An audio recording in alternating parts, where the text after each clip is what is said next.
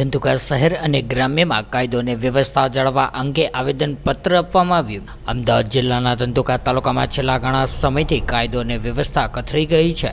ત્યારે ધંધુકા શહેરમાં ખુલ્લેઆમ દારૂનું વેચાણ અને કટિંગ થાય છે, ત્યારે જાહેરમાં દારૂ વેચાણ થાય છે, ત્યારે જાહેરમાં જુગારધામ પણ ધમધમે છે। ત્યારે ઘણા વર્ષોથી બંધ વલ્લી મટકાનું જુગાર છેલ્લા 6 મહિનાથી જોરશોરથી ચાલે છે, તેમજ રાત્રે ઘરફોડ ચોરીના કેસો પણ સતત વધી રહ્યા છે। ત્યારે ઘણા સમયથી થતી ઘરફોડ ચોરી તથા વાહન ચોરીના ગુનાઓ પણ વણુકેલાયા છે। ત્યારે એક પણ ચોરીના ગુનાના આરોપીને આજ સુધી પકડાયા નથી જેવી ચર્ચાઓ ચાલી રહી છે।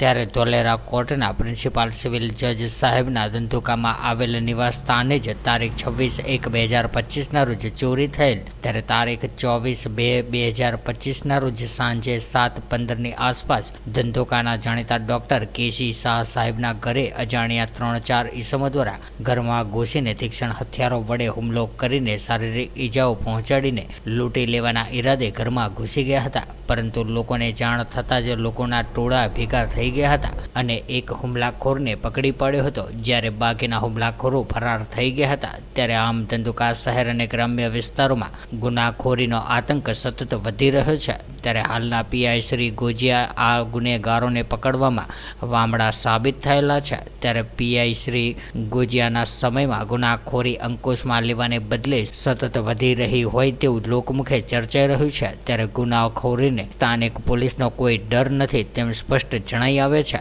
ત્યારે સામાન્ય જનતા ઉપર ચોર લૂંટારાના ડરના ઓઠા હેઠળ જીવવા મજબૂર બની ગયા છે। ત્યારે આરોપીઓને પકડી પાડીને જેલના સળિયા પાછળ ધકેલાય તેવા નિષ્ઠાપૂર્વકના પ્રયત્નો કરવામાં આવે, તેમજ ધંધુકા શહેર તથા ગ્રામ્યના લોકોને પોલીસ દ્વારા પુનઃ વિશ્વાસ કેળવીને કાયદો અને વ્યવસ્થા જળવાઈ રહે તે માટે ધંધુકાના પૂર્વ ધારાસભ્ય રાજેશભાઈ ગોહિલ દ્વારા મદદનીશ કલેક્ટર તેમજ મદદનીશ નાયબ પોલીસ અધિક્ષક સમક્ષ લેખિતમાં આવેદનપત્ર આપીને રજૂઆત કરવામાં આવી હતી।